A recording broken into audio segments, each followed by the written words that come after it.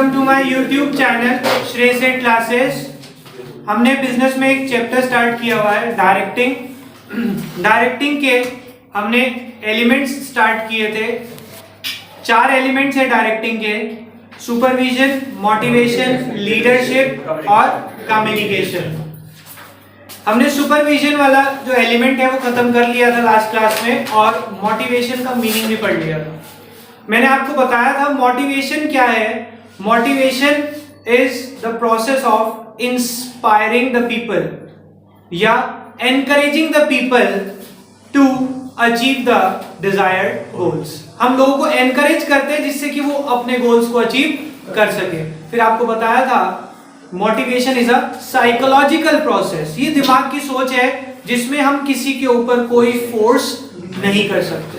हम उन्हें psychologically satisfy कर सकते हैं कि आप अपने काम को अपने तरफ से बेस्ट एबिलिटी से परफॉर्म करें जिससे आपके टारगेट अचीव हो सके। फिर हमने पढ़ा था motivation can be studied in 3 parts: motive, motivator, motivation.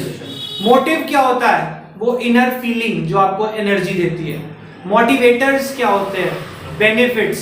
Motivators क्या होते हैं? बेनिफिट्स जो आपको दिखते हैं उससे। और मोटिवेशन क्या होता है? वो पूरा प्रोसेस जिससे आप एनकरेज होते हैं।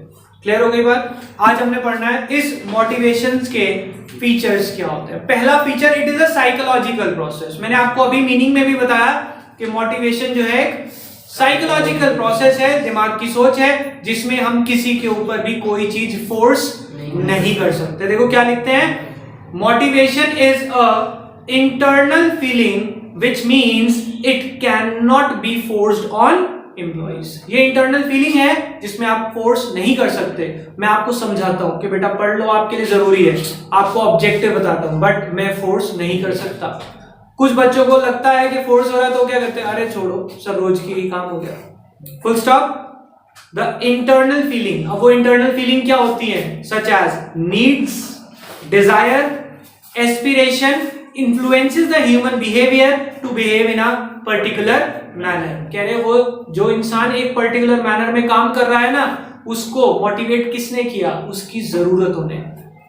आप देखना कभी भी कोई भी इंसान आपको मोटिवेट नहीं कर सकता जब तक आपके पास किसी चीज की जरूरत ना हो। कुछ लोग पढ़ते हैं क्योंकि उन्हें अपनी लाइफ में एक स्टेटस, एक रेपुटेशन चाहिए। कुछ लोग पढ़ते हैं क्योंकि उन्हें शुरू से शायद सारी फैसिलिटी नहीं मिली उसके लिए। अब जिनके पास सब कुछ होता है, आप देखते हैं जो फाइनेंशियली बचपन से ही फिट है, जिनको किसी चीज की जरूरत नहीं है, वो कभी भी किसी से मोटिवेट नहीं होते। उन्हें क्या लगता है कि मेरे पास सब कुछ है। तो मोटिवेशन मिलने के लिए आपके अंदर कोई ना कोई नीड या डिजायर होनी जरूरी है। तो it is a psychological process which depends upon the needs and desire of a person. Number 2, motivation produces goal directed behaviour. जो मोटिवेशन है ना, वो आपके अंदर कैसा बिहेवियर डेवलप करता है? गोल डायरेक्टेड, यानी कि आपका फोकस हमेशा किस पे बन जाता है मोटिवेशन से? गोल्स के ऊपर। मैं आपको मोटिवेट करता हूं तो आपका, मेरा मोटिवेशन का मकसद एक ही है कि आप अपने गोल पे फोकस कर सके, जिससे आपके अंदर कैसा बिहेवियर डेवलप हो सके? गोल के ऊपर फोकस करने का, कि मुझे अच्छे नंबर चाहिए तो मुझे पढ़ना है। तो देखो क्या लिखते हैं, motivation induces the people, motivation induces the people to behave in such a manner so that they can achieve their goals, जिससे वो अपने गोल्स को अचीव कर सके। Motivated person need no supervision और डायरेक्शन। कह रहे मोटिवेटेड आदमी को किसी की डायरेक्शन की जरूरत नहीं होती, वो हमेशा अपनी तरफ से बेस्ट करेगा। he always work in a desired manner, वो हमेशा एक डिजायर्ड मैनर में करेगा। For example, if a person is having a motive to get the promotion, so he will work efficiently। अगर उसे मोटिव है कि मुझे प्रमोशन लेना है तो वो एफिशिएंटली काम करेगा, उसे किसी की डायरेक्शंस की जरूरत नहीं होती। तो पहले ही हमने इसके फीचर क्या पढ़े? Motivation is a psychological process. अभी कल ही मुझे कुछ बच्चों ने बताया कि सर हमारा एक फ्रेंड है जो पढ़ाई में बहुत अच्छा है और वो कई बार हमें भी पढ़ाता है, काफी सारे सब्जेक्ट पढ़ा रहा है। क्यों पढ़ा रहा है? बिकॉज वो पर्सन इंटरनली मोटिवेटेड है, उसे पता है कि उसके गोल्स क्या है, उसे जिंदगी में क्या अचीव करना है, तो वो हमेशा अपना काम एक डिजायर्ड मैनर में करेगा। उसे किसी भी टीचर या किसी भी पर्सन की डायरेक्शन की जरूरत नहीं होती। वो टाइम वेस्ट नहीं करता क्योंकि उसे अपना टारगेट, अपनी जिंदगी में क्या अचीव करना है उसे पता है। और आप लोगों को शायद नहीं पता, तभी आप अनडिजायर्ड मैनर में काम करते हैं और अपना टाइम और अपनी रिसोर्सेज को वेस्ट करते हैं। तो दो हो गए, motivation is a psychological process and motivation produces, क्या प्रोड्यूस करता है, प्रोड्यूसेस गोल डायरेक्टेड बिहेवियर।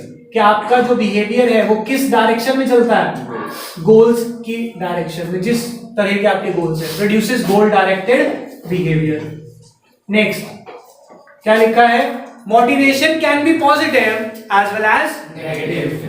कह रहे मोटिवेशन जो है कुछ लोगों के लिए पॉजिटिव होता है और कुछ लोगों के लिए नेगेटिव भी होता है। जैसे मैं समझा रहा हूँ, अब पीछे क्या हुआ, लास्ट मंथ में 3-4 बार हुआ, कुछ लोग उसे समझने लगे कि हाँ यार अब जरूरी है क्योंकि टाइम कम है। कुछ कहते हैं अरे यार रोज का ड्रामा हो गया, रोज हर हफ्ते में एक वीडियो आ रही है तो शायद अपने लिए हो रहा है। बट आपको नहीं पता, अभी हम पढ़ेंगे motivation is a continuous process. Motivation भी रेगुलर होना चाहिए क्योंकि human needs are ever changing, हम हमेशा बदलते रहते हैं और हमें अगर डायरेक्शंस ना मिले तो हम डिमोटिवेट भी बड़ी जल्दी होते हैं। तो इसलिए क्या है, motivation can be positive as well as negative. अगर हम ऑर्गेनाइजेशन की रिस्पेक्ट में बात करें, पॉजिटिव कब होता है, जब आपको प्रमोशन मिले, आपको बोनस मिले, और नेगेटिव कब होता है, जब आपके इंक्रीमेंट को रोक दिया जाए या प्रमोशन की बजाय डिमोशन हो जाए। तो क्या वो नेगेटिव मोटिवेटर होगा? तो पढ़ते रहो क्या लिखा है, to motivate an employee manager use motivators, some motivator are positive and some are negative. For example, positive motivators are promotion, increment, bonus.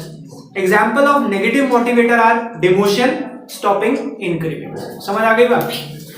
Stopping increment मतलब जो इंक्रीज होना था आपकी सैलरी में वो रुकवा दिया, stopping increment. तो क्या लिखा है, motivation can be positive as well as negative. आगे चलते हैं, motivation is a complex process. Motivation क्या है, एक कॉम्प्लेक्स प्रोसेस है। क्यों कॉम्प्लेक्स है बेटा, ध्यान से समझना, मैं आपको समझा रहा हूं, पर जब मेरे को समझाना होता है तो पहले मुझे हर बच्चे की जरूरत को समझना पड़ेगा। जब मैं एक चीज समझाता हूं पेरेंट्स को लेके या पैसों को लेके, कुछ बच्चे उन बातों में इंटरेस्टेड नहीं होते। क्यों? क्योंकि शायद कुछ बच्चों के लिए पेरेंट्स की वैल्यू नहीं है या फिर कुछ बच्चों के लिए पैसों की वैल्यू नहीं है। तो वो क्या कहते हैं, ये एक कॉम्प्लेक्स टास्क है क्योंकि किसी को मोटिवेट करने के लिए पहले आपको उसकी जरूरतें समझनी पड़ेगी, क्योंकि हर इंसान अपने बिहेवियर में अलग है।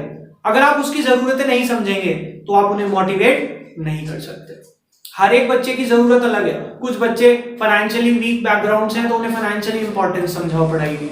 कुछ बच्चे फाइनेंशियली साउंड है, उन्हें पैसों से कोई फर्क नहीं पड़ता, पैसे सच्चे 500 फालतू ले लो, बट उन्हें क्या समझाओ, इमोशनली समझाओ कि बेटा पेरेंट्स के लिए भी बहुत बड़ी डिप्रेशन की बात है अगर आप अब भी अच्छे नंबर नहीं ला रहे। तो आपको पहले उनकी नीड समझनी पड़ेगी। इसलिए क्या कहा जाता है, मोटिवेशन एक मुश्किल काम है, हर एक के बस का नहीं है सबको मोटिवेट करना।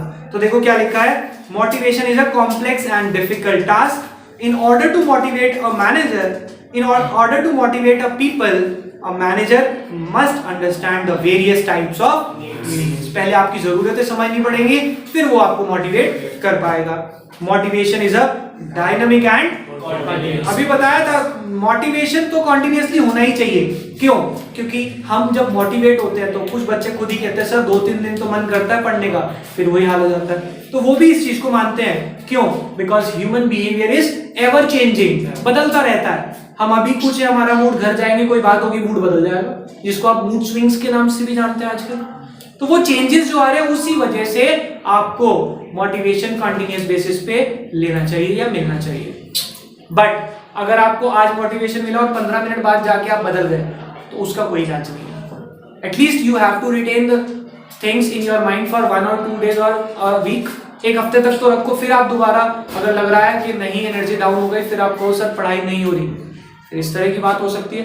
बट आप कहें कि अभी आप समझ के गए, आधे घंटे बाद फिर वही चीज, तो फिर आप इरिटेट भी होंगे उससे। तो देखो क्या लिखते हैं, human beings are ever changing, human needs are unlimited and goes on changing continuously, therefore motivation is a continuous process.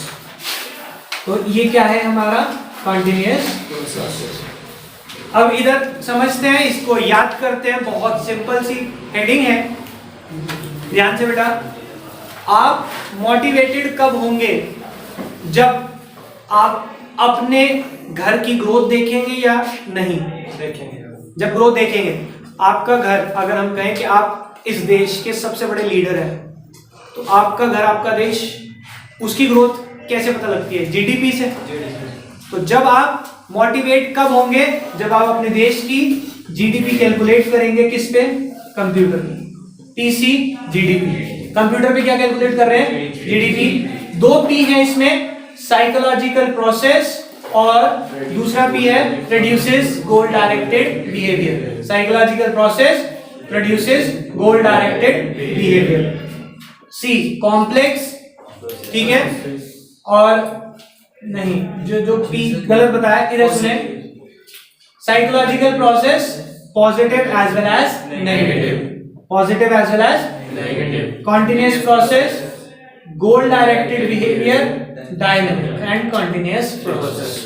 Dynamic and continuous process. 2 P है, psychological positive as well as negative, complex goal directed, dynamic and continuous process. ठीक है, इसके बाद इस motivation से आपको कुछ अच्छा, एक बार एक चार्ट सा बना है वो समझे।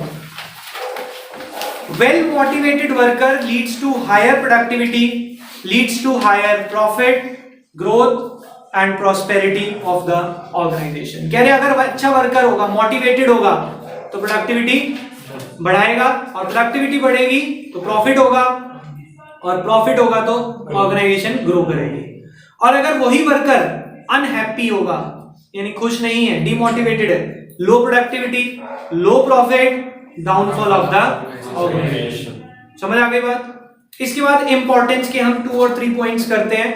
मोटिवेशन से क्या फायदे होते हैं आपको? सबसे पहला फायदा, motivation changes the negative attitude to positive attitude. ये तो आपने कई बार अपने अंदर भी देखा होगा कि जिस दिन समझ के जाते हैं तो आपको लगता है कि यार अभी टाइम है, कर सकते हैं, चल शुरू करते हैं। तो इसका मोटिवेशन का सबसे पहला फायदा यही है कि आपके अंदर जो नेगेटिविटी होती है उसे खत्म करके उसे पॉजिटिविटी में कन्वर्ट करना। तो देखो क्या लिखते हैं, without motivation the employees try to perform minimum activity in the organisation. कह रहे जब मोटिवेटेड नहीं होते तो वो सबसे कम काम करते हैं, but with the help of motivation employees desire to perform to their maximum level. पर जब वो मोटिवेटेड होते हैं वो अपना मैक्सिमम लेवल परफॉर्मेंस देते हैं। Next, motivation improves the performance level of employees. बताओ, मोटिवेशन से आपकी परफॉर्मेंस बढ़ती है या नहीं? ऑब्वियसली, जो चीजें आप, जो टाइम और जो रिसोर्सेज आप वेस्ट कर रहे थे ना, अब आप उनका प्रॉपर यूटिलाइजेशन करेंगे और आपकी परफॉर्मेंस का लेवल बढ़ जाएगा। देखो क्या लिखते हैं, motivation improves the efficiency level of employees, which means employees start performing the job to the best of their ability with the minimum wastage of time and resources. आप कोई टाइम और रिसोर्सेज का वेस्ट नहीं करेंगे और अपने काम को बहुत अच्छे से परफॉर्म करने वाले हैं अगर आप मोटिवेटेड हैं तो। 2 फायदे, changes the negative attitude to positive, और दूसरा improves the performance level of employees. तीसरा, helps in achieving organisational goals. बताओ, मोटिवेटेड वर्कर क्या ऑर्गेनाइजेशन के गोल्स को अचीव करेगा? कैसे? वो एक तो बेस्ट परफॉर्मेंस देगा, दूसरा रिसोर्सेज का वेस्टेज नहीं होने देगा, तो क्या टारगेट अच्छे से अचीव होंगे? देखो क्या लिखते हैं, the motivated employee always try to achieve the organisation goals and contribute their best effort for realization of organizational goals। Organisation के गोल्स को अचीव करने के लिए वो अपनी तरफ से हमेशा मोटिवेटेड रहेगा। लास्ट पॉइंट आज का, motivation creates supportive work environment. कह रहे अगर आप मोटिवेटेड है ना तो आप हमेशा ऑर्गेनाइजेशन में कोऑपरेटिव एनवायरनमेंट जनरेट करेंगे। कोऑपरेटिव मींस एक दूसरे को सपोर्ट करके काम करेंगे। अगर आप मोटिवेटेड है, और अगर आप मोटिवेटेड नहीं है, आप क्या कहने वाले, अरे छोड़ना, मुझे क्या मिल रहा, सैलरी तो मिलनी है। ये कौन होता है? जो मोटिवेटेड नहीं। जो मोटिवेटेड होता है क्या कहेगा, कोई बात नहीं सर, थोड़ी देर आज फालतू रुकना है, हम कर लेंगे। ऐसे ही आप अपने अंदर देखते हैं, जब आप मोटिवेटेड होते हैं और आपको 4 क्वेश्चन फालतू दे दिए तो कहते हैं सर कोई बात नहीं, कर लेंगे, कोशिश करेंगे, हो जाएगा। और जब आप आपको अंदर मोटिवेशन नहीं होता, रूटीन में अगर ज्यादा होमवर्क दे दिया, भैया 2 दिन की छुट्टी है क्या, इतना काम दे दिया, तो वो डिपेंड करता है कि आप मोटिवेटेड हैं या नहीं। अगर मोटिवेटेड होंगे यू विल ऑलवेज कोऑपरेट, और अगर आप मोटिवेटेड नहीं है यू विल नेवर कोऑपरेट। देखो क्या लिखते हैं, in motivation the relation between superior and subordinate are always improved. कहते हैं उनका रिलेशन, उनका बॉन्ड इंप्रूव हो जाता है अगर वो मोटिवेटेड है। When employees get their need satisfied और get the recognition and respect in the organisation. कह रहे जब किसी इंसान को ऑर्गेनाइजेशन में उसकी जरूरतें पूरी हो रही हो और उसको रिकॉग्निशन यानी पहचान मिल रही हो, then they always support and cooperate in accepting the changes in the organisation.